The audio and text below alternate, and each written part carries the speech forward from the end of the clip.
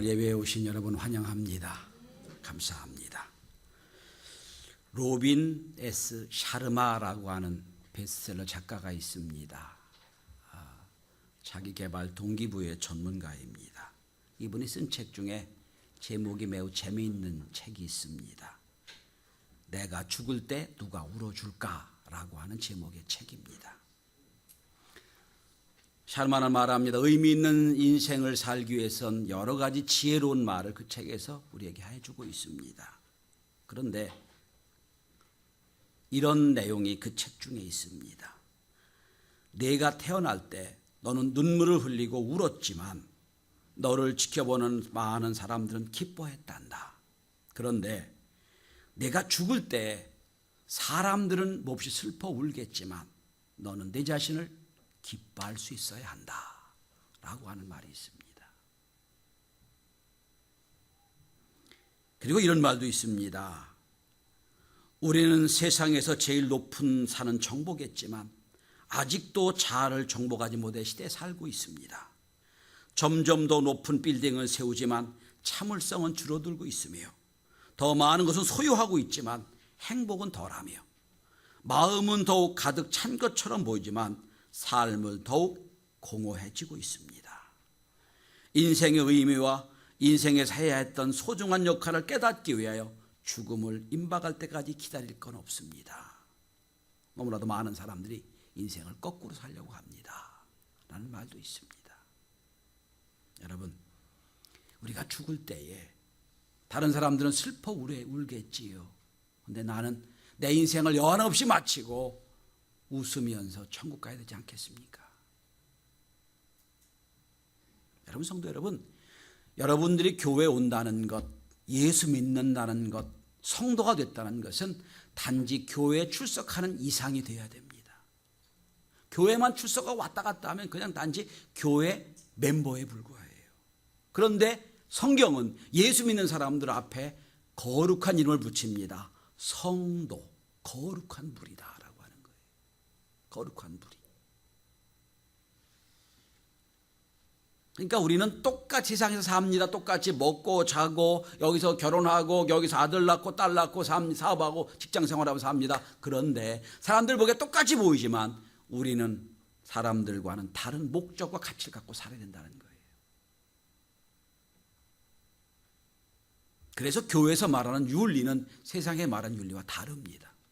교회에서 말하는 윤리는 세상의 윤리와 전혀 다른 차원입니다. 세상에서 이렇게 말합니다. 착하게 살아라. 교회에서는 이렇게 말합니다. 아니야. 교회에서는 거룩하게 살아야 돼. 차원이 다르고 순위 다릅니다. 교회에서 이렇게 삽시다라고 하는 것은 세상에서 착하게 멋있게 삽시다. 이거 전혀 다른 거예요. 전혀 다른 기준을 갖고 우리에게 말씀하고 있습니다. 오늘 본문은 특별히 24절에 보면 오늘 우리에게 이렇게 삽시다는 말씀의 기준이 있는데 그건 아무나에게 주신 기준이 아니에요. 24절을 보면 이렇게 말씀합니다. 새 사람을 입으라 그랬어요. 구원받은 새 사람이 됐으니까 이렇게 살아야 된다는 말씀이에요. 다르게 표현하면 구원받은 백성에 주시는 명령입니다.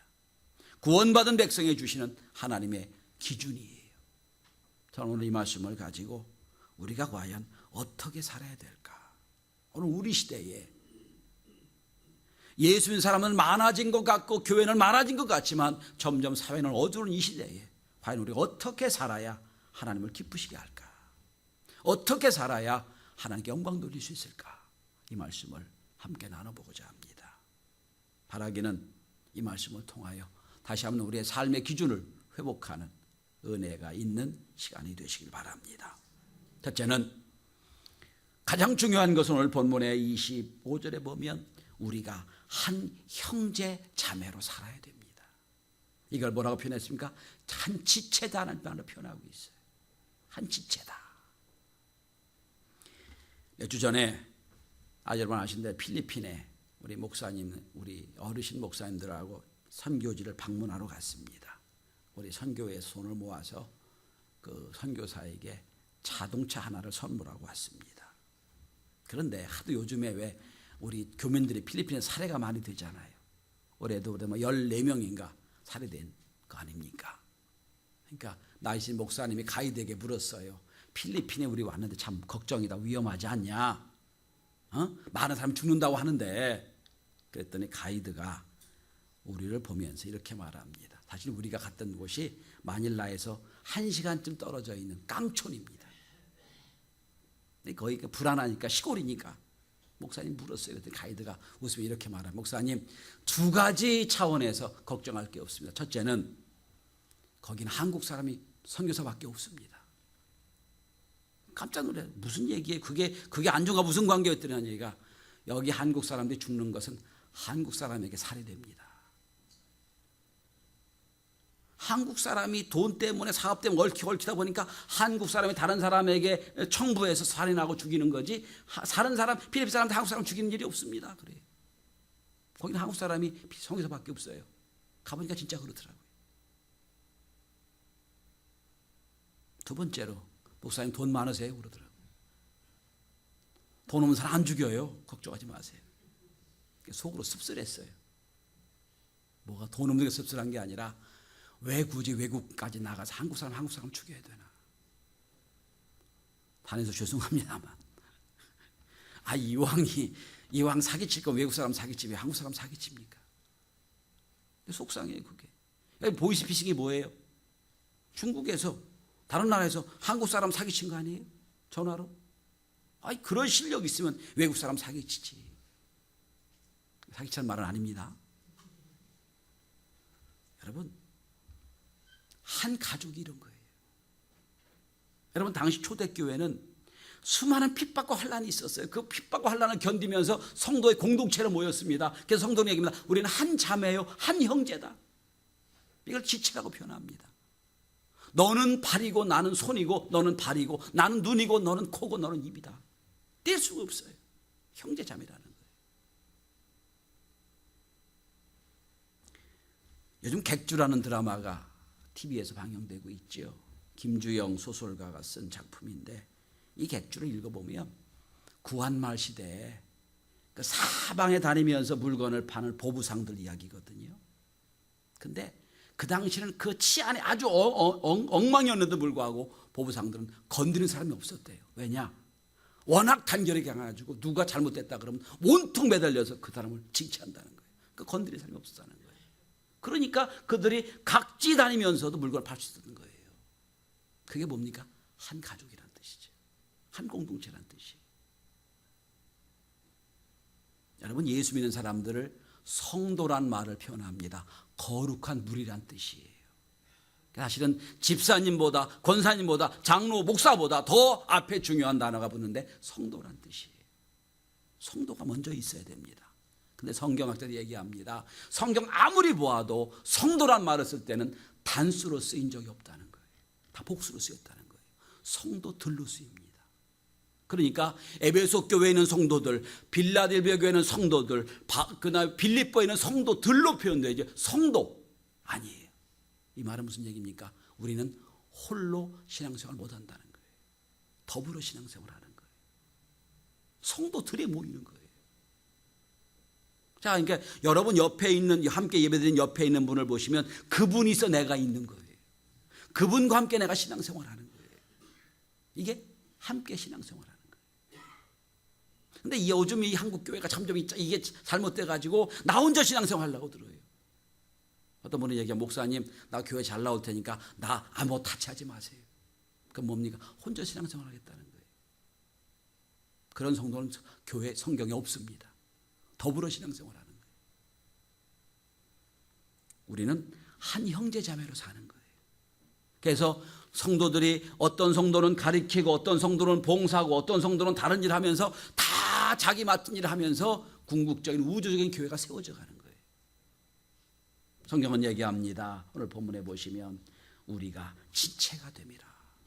어떻게 하라고? 지체가 되니까 어떻게 하라고요? 참된 것을 서로 말해라. 진리로 하나 되라는 뜻이에요. 우리 성도들이 지체의식을 가지고 진리로 하나 되는 은혜가 있길 바랍니다. 그럴 때 교회가 되는 거예요. 둘째로, 오늘 우리 시대에 어떻게 살아야 됩니까? 어떤 윤리 갖고 살아야 됩니까? 영적으로 깨어 있어야 됩니다. 예전에 제가 저 포천의 대리석 광산에 견학을 간 적이 있어요. 큰 바위들. 이 바위들을 쫙 이제 잘라가지고 우리가 아는 대로 집에 대리석으로 쓰이고 좋은 집에 아주 그 바닥재로 쓰이고 그러잖아요. 저는 그 처음에는 이게 톱으로 전기톱으로 쓰는 줄 알았어요. 그렇게 쓰는 게 아니고요. 큰 바위를 자를 때 아주 미세한 송곳 같은 거를 딱 쳐가지고 거기다가 기름이나 물을 부어 놓습니다. 그럼 그게 눈에 안 보이는 미세한 그 금을 통해서 스며듭니다. 한 이틀 스며들면 톡 치면 쫙 나갑니다. 그리고 나간 그 편린을 따라서 이제 전기톱으로 썰어서 반듯한 돌을 만드는 거예요. 그걸 보면서 깨달았습니다. 아, 여러분 처음부터 엄청나게 잘못된 죄를 지어 넘어지는 게 아니에요. 처음에 사탄이 작은 틈을 우리에게 넣습니다. 그러다 작은 불신과 불평과 원망을 막 집어넣어요. 어느 순간 딱 잘라줘요. 이게 죄라는 거예요. 대개 성도들이 죄를 짓는 이유 중에 하나, 내 마음의 감정 때문에 죄를 지어요. 오늘 성경을 보세요. 뭐라고 표현하고 있습니까? 분을 내어도 죄를 짓지 말며 해가 지도록 분을 품지 말고 마귀에게 틈을 주지 말라. 사탄 우리를 자꾸 넘어뜨리려고 합니다. 자꾸 우리를 쪼개려고 해요. 그럴 때 우리가 할 수 있는 게 뭡니까? 틈을 주지 말아야 돼요. 근데 무슨 틈을 주지 말니까? 분을 내어도 종일토록 갖고 있지 말라는 거예요. 성도 여러분, 인간은 이성의 동물입니다. 그러나 이성 전에 감성의 동물이에요. 감정이 상해버리면 이성이 안 들어옵니다. 여러분, 이 성경에 나오는 첫 번째 살인은 누굽니까? 형제 살인이잖아요. 가인과 아벨이 가인이 아벨을 쳐 죽인 거잖아요. 하나님의 말씀하십니다. 가인에게 경고하세요. 가인아, 죄가 내 문 앞에 있다. 너는 죄를 다스려라. 분노가 있는 거예요, 지금 가인이. 아니, 똑같이 예배드린 것 같은데 왜 아벨 건 받고 내 건 안 받으셨습니까? 분노가 있어요. 사실 회개해야 될 판인데 분노가 있습니다. 하는 걸 아십니다. 죄가 내 문 앞에 머물러 있다. 넌 죄를 다스려라. 결국 어떻게 합니까? 하나님의 말씀도 듣고 그 해가 지기도 전에 동생을 쳐 죽입니다. 왜 그랬습니까? 마음에 분노가 있어요. 여러분, 사탄이 내 속에 불평과 나쁜 감정을 딱 집어넣습니다. 전혀 안 보이는 미세한 틈이에요. 그 오래 두다 보면 어느 순간 하나님과 나와 딱 단절이 되어버립니다. 그러므로 부인하고 싸우고 남편하고 싸워도 그날 밤 되기 전에 화해하십시오. 아멘 없는 거 보니까 여러분 하나도 안 싸우는 분들이 있는가 봐요. 그렇죠? 한 번도 안 싸우는 분들이 계시죠. 왜 그렇습니까? 그 분이, 그 감정이 마음에 있으면 어느 순간 사탄이 내 속에 들어온다는 거예요. 감정을 틈을 타고 나가 들어오는 겁니다. 특별히 남자 성도 여러분, 그저 잘못했다고 하십시오. 그러면 편합니다. 그죠? 그게 좋아요. 근데 저도 잘 안 됩니다. 그게 사실은. 어느 교회에서 있었던 일입니다. 그날 목사님 말씀을 잘 전해고 은혜를 받았는지 그 부인이 교회 갔다 오더니 예배 끝나고 나서 그렇게 남편에게 잘하더래요.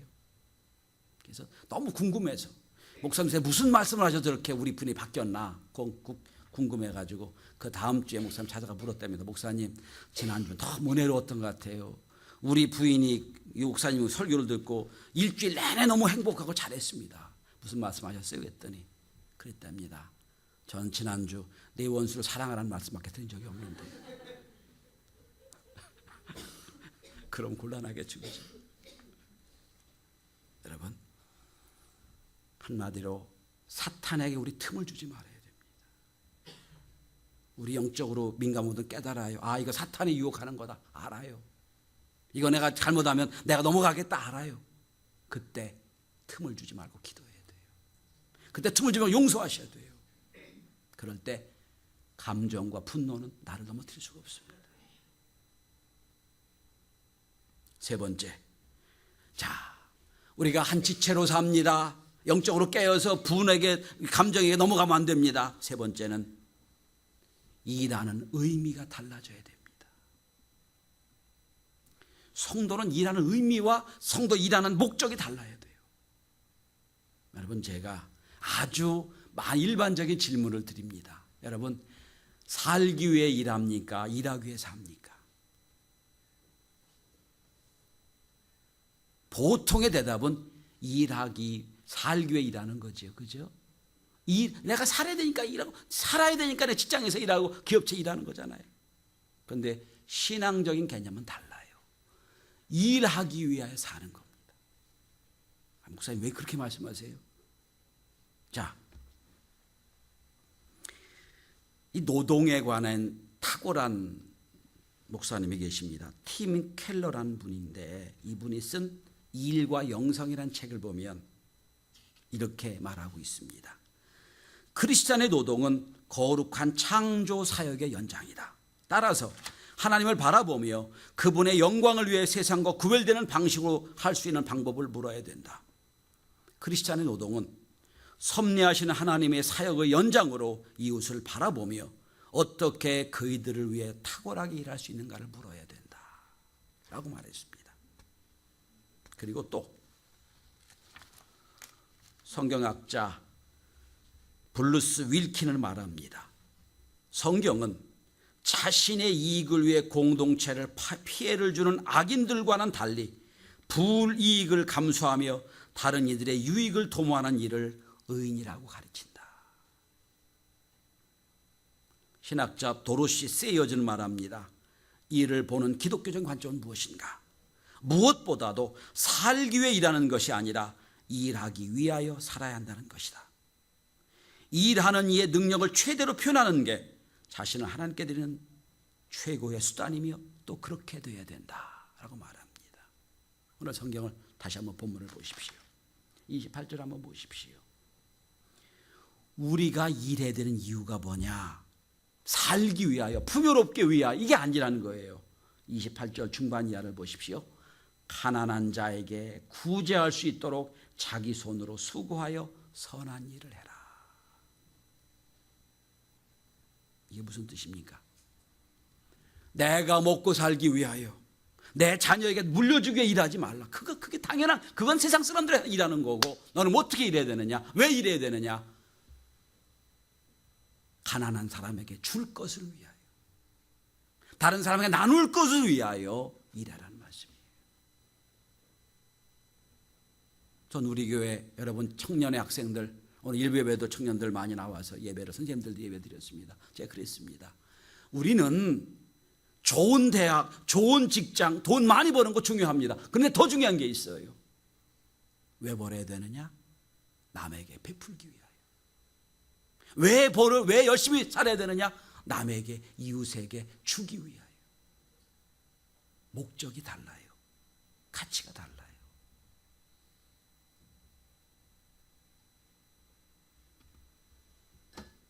그래서 우리 어른들 그렇게 자녀들에게 말하잖아요. 야, 공부 열심히 해라. 공부해서 남 주냐? 전 다른 생각을 합니다. 공부하는 것, 남 주기에 공부하는 겁니다. 나를 위해 공부하는 게 남을 주기, 남의 유익을 위해 공부하는 거예요. 이게 세상은 다 네가 잘 먹고 네가 행복하고 철저하게 자기 중심이, 기독교는 아니에요. 남에게 주기 위하여, 은혜를 끼치기 위하여, 베풀기 위하여 일하는 거예요. 여러분, 성가대가 찬양을 합니다. 물론 찬양하는 자기도 은혜롭고 좋아요. 그러나 그 찬양을 왜 합니까? 첫째는 하나님께 보이기 위하여, 두 번째는 성도에게 은혜 끼치기 위하여 하는 거죠. 그게 뭡니까? 다른 사람을 위해서 하는 거예요. 우리 선생님들이 몇 분 계세요. 한국 교육이 이렇게 바뀌어야 된다고 생각해요. 네가 잘 되고 네가 높은 지위치고 내가 영향을 발휘하고 이게 중요한 게 아니라, 그러므로 그걸 통해서 너는 많은 사람에게 봉사하고 헌신하며 살아야 된다. 여기까지 가르쳐야 된다고 생각해요.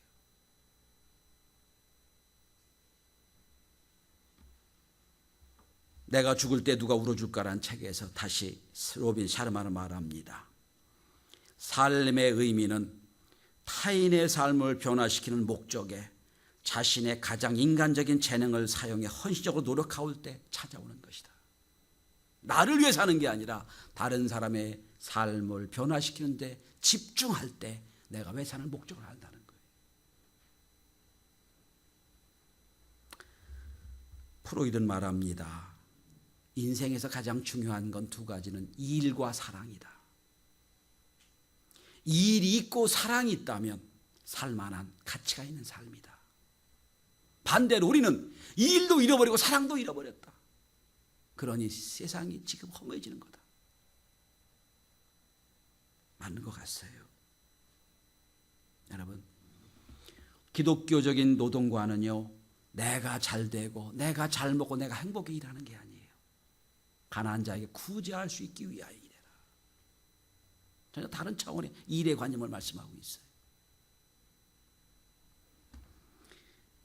우리 사모님이 어린이집 원장을 하시잖아요. 제가 이사장입니다. 돈 한 푼 못 버는 이사장인데 요즘에 그 다음 주에 감사가 있어서 막 선생님들이 막 애를 쓰고 뭐 새벽 1시, 11시, 12시 보통 들어옵니다. 사모님이 막 너무 힘들어해요. 아이고 그만둘까? 저도 아이 그만합시다 라고 하면서 또 그렇게 얘기합니다. 여보, 우리 셋 아들 하나 다 키웠고 공부도 다 시켰으니까 뭐 우리 때문에 일하는 게 아니고 어린이집에 30명의 선생님들이 일하고 있어. 이들이 여기서 일하면서 월급을 받고 살고 있어.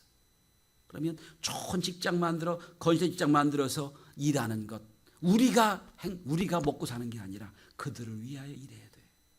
그렇게 말합니다. 여러분, 그들의 가족까지 생각하면 100여 명 정도가 영향을 받고 있어. 열심히 해야지. 이런 위로를 제가 들을 때가 가끔 있어요. 성도 여러분, 우리의 노동과는 달라져야 돼요. 남을 위하여 베풀기 위하여 선한 일을 열심으로 하는 하나님의 자녀가 될 수 있기를 바랍니다. 마지막 네 번째입니다. 오늘 29절 마지막입니다. 우리가 이제 예수 믿는 사람으로 한 형제 자매로 영적으로 깨어 있으면서 노동의 분명한 가치를 가지고 네 번째는 은혜를 끼치며 살아야 됩니다. 오늘 말씀의 제목처럼 은혜를 끼치며 살아야 돼요. 여러분, 세상을 보는 두 가지 가치관, 관점이 있습니다. 첫째는 세상을 양육강식으로 보는 거예요. 내가 이기지 않으면 내가 진다. 내가 승리해야 된다. 내가 올라가야 된다. 양육강식이에요. 근데 여러분, 이런 세상을 살면 정상은 항상 잠깐 올라가 있습니다. 항상 뒤져요. 항상 경쟁하고. 이긴 것 같으면 지고. 날마다 그렇습니다. 행복하지 못해요. 또 하나의 관점이 있습니다. 은혜로 보는 관점이에요. 내가 여기 있는 건 많아서 은혜를 베풀어 주셨으니까 있는 거지. 내가 또 은혜를 베풀어 줘야지. 은혜로 세상을 보면 세상에 다 은혜밖에 안 보여요. 저는 이렇게 생각합니다. 제가 이렇게 목회하는 것 제가 잘해서가 아니라고 생각해요. 은혜가 있었기에, 은혜를 베풀어 주셨기에 저는 여기 있다고 생각해요. 여러분 생각해 보세요. 여러분 죄 없어서 지금 예배드린 게 아니잖아요. 죄를 많이 졌지만 은혜가 있어서 온 거잖아요. 은혜 베풀어 주신 거잖아요. 은혜를 보셔야 돼요. 전 지난주 그런 말씀 드렸습니다. 우리의 인생이 정상 올라가는 인생이 아니라 사막을 건너는 인생이다 말씀드렸죠. 사막 건너는 인생이 뭐예요? 거기서 뭐 하는 거예요? 서로 은혜를 나눠줘야 돼요. 서로 격려하고 서로 위로해 줘야 돼요. 사막을 건너가는 비결은 은혜를 힘입는 수밖에 없어요. 여러분, 이 사막을 건널 때 어떤 100% 완벽하게 준비한 사람이라고 해도요, 중간에 오아시스가 없으면 다 죽는답니다.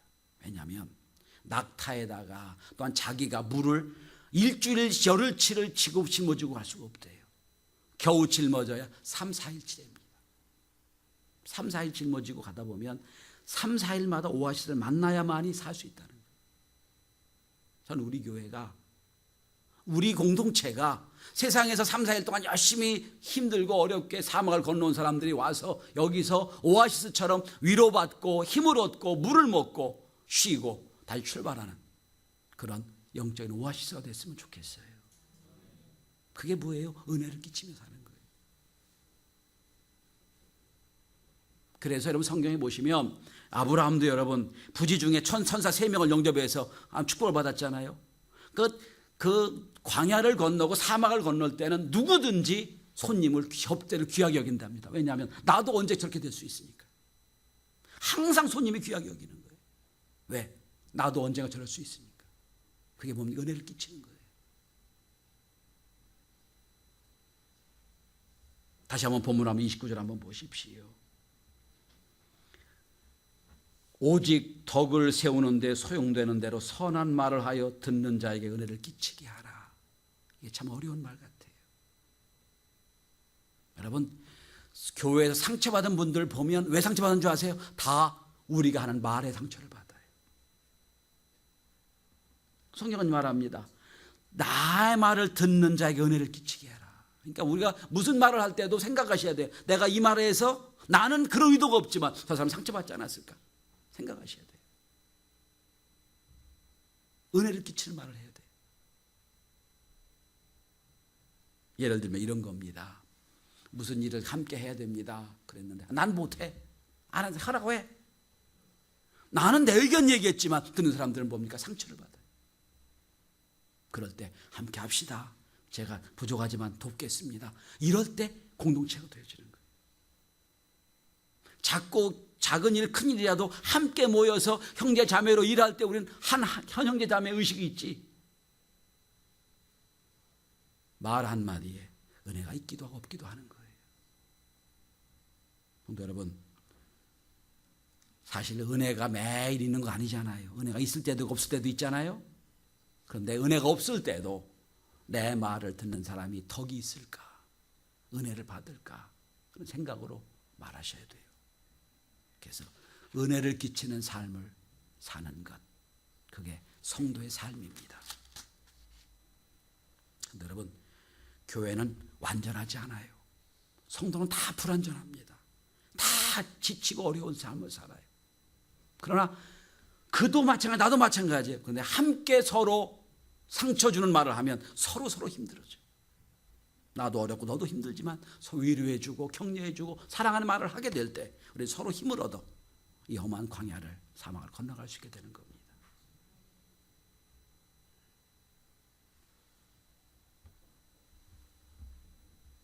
오직 더러운 말을 더 입 밖에도 내지 말고 덕을 세우는 데 소용되는 대로 선한 말을 하여 듣는 자에게 은혜를 끼치게 하라. 우리 성도들이 힘들고 어려웠다가 또 교회에 나와서 위로받고 또 선한 말을 통해 서로 격려받고 새 힘을 얻어 넉넉히 준비해서 이 험한 사막을 건너가는 놀라운 은혜가 있기를 주의 이름으로 축원합니다.